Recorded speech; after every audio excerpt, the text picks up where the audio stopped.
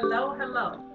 This is Speaker Shay Grace, and I'm so glad that you clicked on this video because, like I said before, I got something pressing on me. Something, every time something comes up for me, I'm like, wow, this may be maybe not just a lesson for me, but maybe a lesson for a lot of other people. And I was sitting there thinking last night, I was like, wow, I know a whole lot of people, Christian people, with a whole lot of talents and a whole lot of gifts and a whole lot of abilities. And I was trying to figure out why they don't accomplish more. Even myself, why haven't I accomplished more? And when I thought about it, I'm like, you know what? We were all raised and born in the church as Christians. And what I'm realizing as I travel around the world, or as I meet more international people, they don't have the same beliefs. Although they may be Christians, they don't seem to have the same kind of limitations. And I'm like, well, what happened? And I just thinking, we have had as Black American Christians, I can't speak for everybody, I'm going to speak for Speaker Shay. And if you got a problem with that, guess what? It's just that. Your problem. Because, honey, I have been delivered from other people's opinions a long time ago. But as of recent, it's not anybody's opinion that's getting that check stroked out for my bills. You know what I'm saying? Okay, anyway, I digress.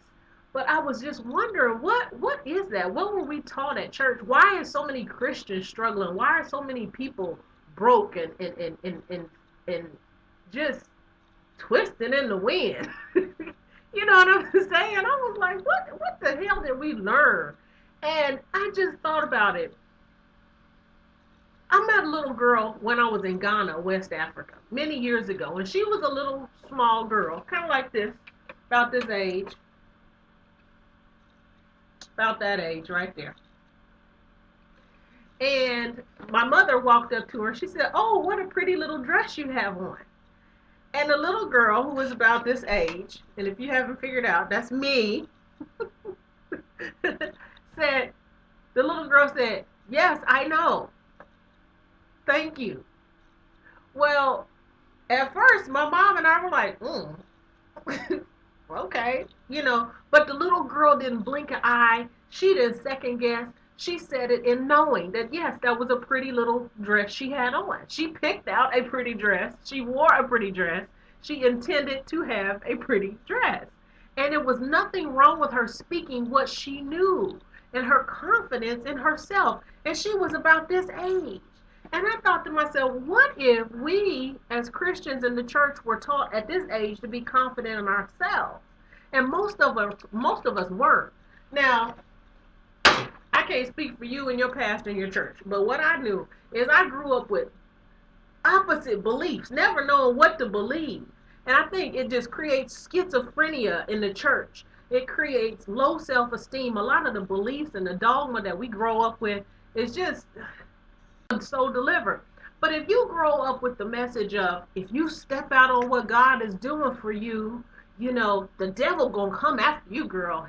The enemy is gonna try to take you down. And it's almost as if you got calamity in your life and trouble and struggles and all of this stuff, you must be righteous and holy, girl, because the enemy is after you. Think about that. Who is going to really want to go after their goals and dreams if they think the little red man in the red suit with the horns and the pitchfork is about to come after them? They already struggling. Why do they want to struggle more? So they're going to hold themselves back.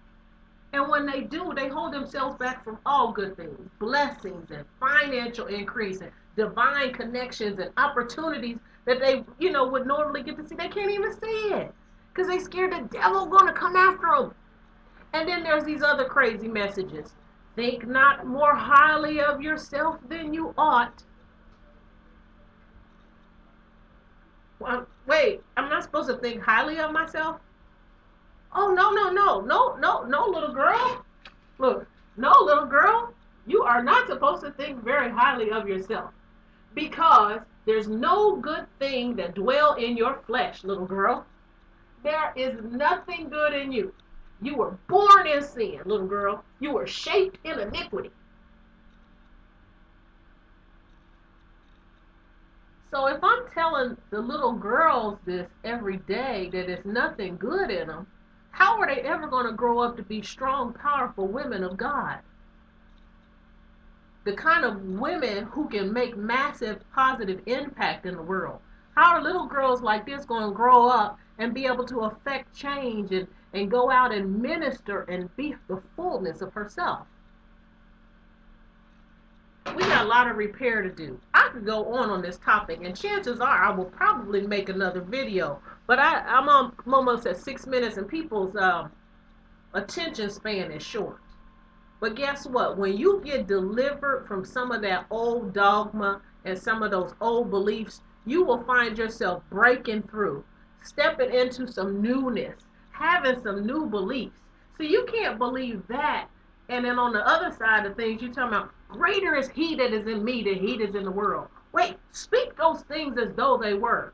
Well, if I'm telling this little girl, speak those things. You want to be a multimillionaire? Speak those things. You want to have divine connections? Speak those things.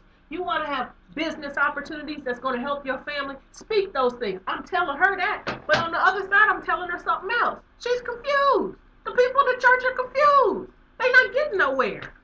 And honey, don't let me get on that testimony service. You're going to have to come back for that other video. Because it's almost as if people, they glory in their struggle. They get up and they try to out-testify what the devil is doing to them. The devil did me. He had me bound. My car broke down this week. My lights got cut off this week. My uncle got cancer in his toes. You know, my daughter got beat up on the playground. They get up and give all these testimonies of all the calamity that happened in their life as if that's going to make them look more holy. You holy because the devil after you. And you build your self-esteem up on how much struggle and troubles you have. Because somehow that makes you look more holy. This is a place where I'm about to pass the offering plate or something like, oh, Jesus, be offense. So, Father, help them. You know, all those colloquialisms we use at church. But for real, you're going to out-testify me because you got more calamity and that makes you look holy? No, it makes you look like you have not accepted the Word of God. First of all, the Word of God is not even literal. There's a lot of what's the word? I'm about to say paradigm, because you do need a paradigm shift. Parables and things like that. It's not all the way literal. But I'm just saying, sometimes it's not the enemy. Sometimes you just haven't stepped out into what God told you to do.